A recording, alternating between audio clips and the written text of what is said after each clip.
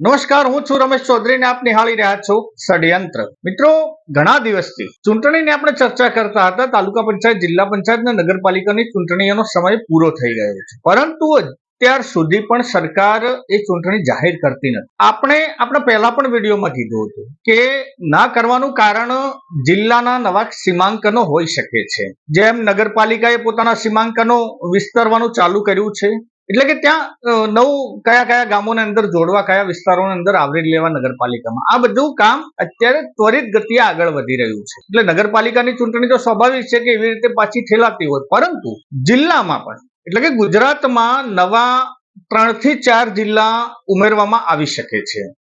આ વાતનું અનુમોદન અત્યારે સંદેશમાં પણ એક લેખ પ્રકાશિત થયો છે, અને લેખમાં એવું એક અનુમાન લગાવવામાં આવ્યું છે કે ગુજરાતમાં 3 થી 4 જિલ્લા નવા બની શકે છે. હવે ગઈકાલે પૂરું સંશોધન કરતા અને ઘણા બધા અધિકારીઓનો સંપર્ક કરતા એક અધિકારીએ વાત કરી એ મુજબ ગુજરાતમાં જે 4 જિલ્લા નવા બનશે ને, એમાં બનાસકાંઠા, પાટણ અને કચ્છ જિલ્લો, આ 3 જિલ્લાઓના થોડાક ભાગના થોડાક વિસ્તારો લઈ અને 2 નવા જિલ્લા અસ્તિત્વમાં આવી રહ્યા છે.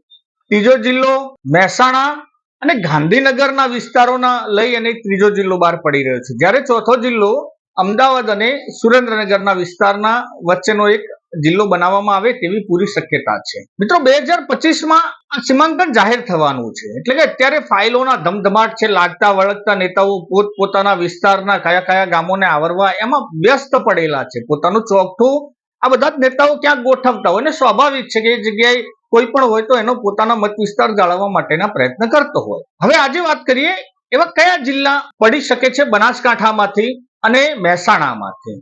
તો મિત્રો, પહેલો જિલ્લો છે મહેસાણા અને ગાંધીનગરને જોડતો એક સંલગ્ન નવો જિલ્લો બનાવવામાં આવે, અને જિલ્લાનું નામ વડનગર જ હોઈ શકે, કારણ કે વડનગરમાં આ બાજુ મહેસાણાથી અને આ ગાંધીનગરથી આમ મધ્ય સેન્ટરનો વિસ્તાર ગણાય.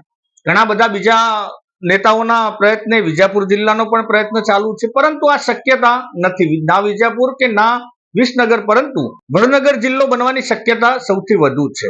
માણસાનો, એટલે ગાંધીનગર જિલ્લાના માણસાનો પણ એમાં ઘણો બધો ભાગ આવી જાય, અને મહેસાણામાંથી ખેરાલુ સુધીનો વિસ્તાર પણ એ નવા જિલ્લામાં આવરી લેવામાં આવી શકે છે. મિત્રો, બીજો જિલ્લો જોઈએ તો એ બની શકે છે થરાદ. હાજી, થરાદના અંદર બનાસકાંઠામાંથી જ સ્પષ્ટ 2 જિલ્લા બનાવવાની તો પહેલી આપણે ચર્ચા અગાઉ પણ કરી ચૂક્યા છે. માંગ પણ ઘણી બધી છે. અત્યારની પરિસ્થિતિ જોતા થરાદ, ધાનેરા, વાવ અને દિયોદર આ વિસ્તારને આવરી અને એક નવો જિલ્લો બનાવવામાં આવી શકે છે. આવીને લગભગ આ બધી ગણતરીઓ ફાઇનલ છે, અને ટૂંક સમયમાં, એટલે કે 2025માં એનું કદાચ જાહેરાત પણ કરી શકે છે.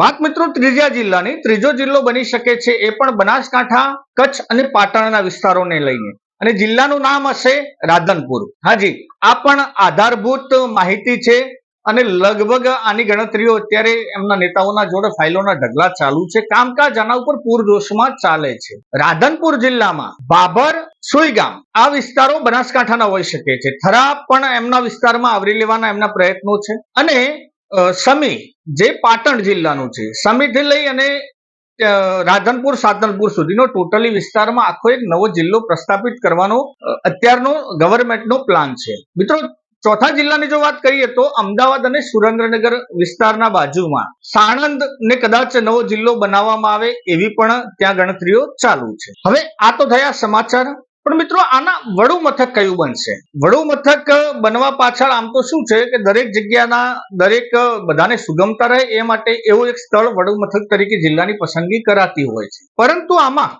બળિયાના 2 ભાગ હોય ને એવી રીતે વર્તન દરેકનું, જે જગ્યાએ જે નેતાઓનો પ્રભાવ હોય આમાં અસર ઘણી ખરી અંશે આ કરતું હોય છે.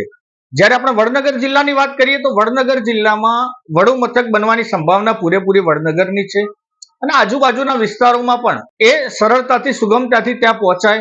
નરેન્દ્રભાઈ મોદીનું જન્મ સ્થળ પણ છે, એટલે આ જિલ્લો બનવાના સંપૂર્ણ ચાન્સીસ તો છે જ, અને વડુ મથક પણ વડનગર બનશે. વાત મિત્રો કરીએ બનાસકાંઠામાંથી જુદા પડતા જે જિલ્લા છે એમાં થરાદની, ઘણા ખરા મિત્રોનું માનવું છે કે દિયોદર એનું વડુ મથક બનશે, ઘણાનું થરાદમાં માનવું છે, પરંતુ સૂત્રોની માહિતી મુજબ થરાદને જ જિલ્લાનું વડુ મથક બનાવવામાં આવશે. અને હા, દિયોદરને અંદર થરાદ જિલ્લામાં સમાવી દેવામાં આવશે, પરંતુ એનું વડુ મથક એ થરાદ જ રહેશે.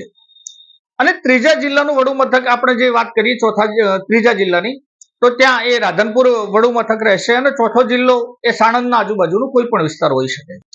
હવે મિત્રો, આપણે કેવી રીતે જાણી શકીએ કે આ વડુ મથક પરફેક્ટ આ જ હશે? આમ સરકારી માહિતી કોઈ કહેતા કોઈ બહાર પાડે નહીં, કોઈ અધિકારી તમને સંપૂર્ણ માહિતી ના આપી દે, પરંતુ એ માહિતી નેતાઓને ચોક્કસ આપે. કારણ નેતાઓને તો અમને પહેલાથી આગોતરા આયોજન પ્રમાણે 12 મહિના પહેલા અમની તૈયારી હોય કે આ જિલ્લો આપણે બનાવવા જઈ રહ્યા છે ને આમનું આ વડુ મથક બનશે.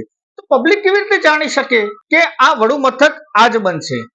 મિત્રો, તમે એક માર્ક કરજો, પબ્લિકને જાણવાનો સહેલો અને સરળ રસ્તો છે એ વિસ્તારના આજુબાજુના જે તે વિસ્તાર, જે ક્રીમ લોકેશનની જગ્યાઓ છે ને, એક આ નેતાઓ અથવા એમના માણસો આ પહેલાથી ખરીદતા હોય છે. અત્યારે તમે જો આજુબાજુના વિસ્તારોમાં, જેમ બનાસકાંઠાની વાત કરીએ તો થરાદમાં આજુબાજુના જે વિસ્તારો નેતાઓ અથવા નેતાઓના દ્વારે જે ખરીદવામાં આવી રહ્યા છે, જે મોટા પાયે કોઈ પણ હિસાબે એમને જે આ પ્રોપર્ટી હસ્તગત કરવાનો જે પ્લાન ચાલે છે, એનું સ્પષ્ટ કારણ અને આપણને સ્પષ્ટ દેખાઈ રહ્યું છે કે એ જિલ્લાનું વડુ મથક બનવા જઈ રહ્યું છે. અને એ વિસ્તારના તમે જગ્યાના ભાવ પણ જો તુલનાત્મક તમે જો એમની ચર્ચા કરશો ને અને વિચારશો, તો બીજા આજુબાજુના વિસ્તારોથી એ જિલ્લાના અડીને જે આવેલા વિસ્તારો છે ને એના જમીનના ભાવ પણ ઉચકાણા હશે. પ્લોટો અને રહેણાંકની સ્કીમો પણ ત્યાં પડી શકે એવું પહેલાથી આમનું એક નેતાઓનું આયોજન હોઈ શકે છે. આમાં બીજો નંબરની આપણે વાત કરીએ રાધનપુરની, તો રાધનપુરમાં પણ જે જમીનોના ભાવ અત્યારે આસમાનના ભાવે વધી રહ્યા છે, એટલે કે આસમાનને આંબી રહ્યા છે, એ વિસ્તારોમાં આજુબાજુના અત્યારથી જ નેતાઓ અથવા નેતાઓના માણસો દ્વારા પહેલાથી એમનું વર્ચસ્વ જમાવવાનો જમીન માફિયાના તરીકે, એટલે માફિયા તો આપણે ના કહી શકીએ, પણ અત્યારથી એમની ખરીદી સંપૂર્ણ રીતે ચાલુ છે એ જોતા કે નજીકના જ ભવિષ્યમાં આ જિલ્લાની ઘોષણા થશે. મિત્રો, આપ અલગ અલગ વિસ્તારોથી આ બધા વિડીયો જોઈ રહ્યા છો. મિત્રો, વિડીયોમાં કોમેન્ટ કરજો કે આપનું વડુ મથક આપના જિલ્લાનું, જે 2 જિલ્લા તો પડી રહ્યા છે બનાસકાંઠામાં, આ લગભગ 99% ફાઇનલ છે. હા, કોઈ કાળક્રમે કોઈ એવું થાય અને બંનેમાંથી જો એક જ જિલ્લો પડે તો કંઈ આપણે એમાં ના કહી શકીએ, પરંતુ અત્યારે 2 જિલ્લા ચોક્કસ પડી રહ્યા છે. સુઈગામને પણ લઈ જવામાં આવે છે રાધનપુર જિલ્લામાં. એટલે આપણે વિસ્તારોથી વિડીયો જોઈ રહ્યા હોય, અલગ અલગ વિસ્તારોથી, એ પણ કોમેન્ટ કરીને જણાવજો કે આપના વિસ્તારમાં જે જિલ્લો બહાર પડશે એમાં વડુ મથક કયું હોવું જોઈએ અને કયું દરેકને બધી રીતે અનુકૂળ હોઈ શકે છે. મિત્રો, વિડીયો ગમ્યો હોય તો લાઈક, શેર અને કોમેન્ટ કરજો, ને હા, ચેનલને સબસ્ક્રાઇબ કરવાનું ભૂલતા નહીં. જય હિન્દ, જય ભારત.